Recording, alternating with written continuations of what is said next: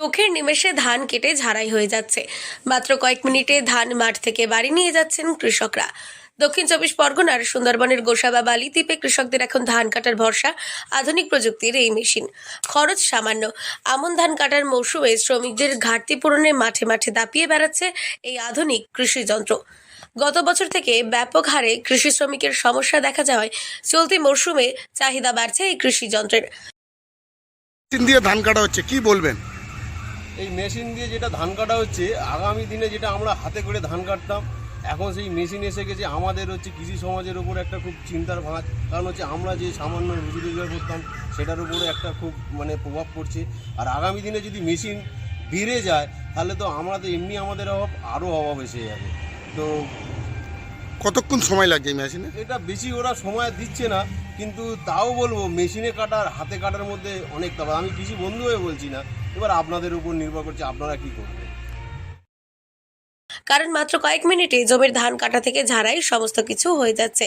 কৃষকদের সময় বাঁচছে, পাশাপাশি দ্রুত জমি থেকে ধান উঠে যাওয়ায় পরবর্তী ফসলের জন্য দ্রুত জমি তৈরি করতে পারছেন কৃষকরা। বিগত কয়েক বছর ধরেই আমন ধানের মরশুমে ধান কাটার শ্রমিকের ঘাটতি দেখা দিয়েছে। পর্যাপ্ত পরিমাণে শ্রমিক না মেলায় ধান কাটতে গিয়ে নানা সমস্যায় পড়তে হচ্ছিল কৃষকদের। এমনকি শ্রমিক দিয়ে ধান কাটার খরচও বেশি হচ্ছে। বর্তমানে ধান কাটার দক্ষ শ্রমিকের সমস্যা প্রায় গোটা জেলা জুড়ে। এর আগে মানুষের কাটতে হয়। কেমন মনে হচ্ছে এবারে ধান কেমন হয়েছে? ধান ভালো হয়েছে, মোটামুটি মেশিনে তো ধান কাটছি, এবার হলে একটু বেশি লেগে যায়। খরচ কিছু কমবে মনে হচ্ছে মেশিনে কাটা ফলে নাকি? মেশিনে একটু খরচটা কম। কি ধানের চাই করা আছে আমার? একটা দুধের সার আছে, হ্যাঁ। আর এটা আছে হাইলিং ধান, এটা আপনার হলো বঙ্গবন্ধু। আবার শ্রমিক দিয়ে ধান কাটতে গিয়ে অনেকটাই সময় সাপেক্ষ ছিল।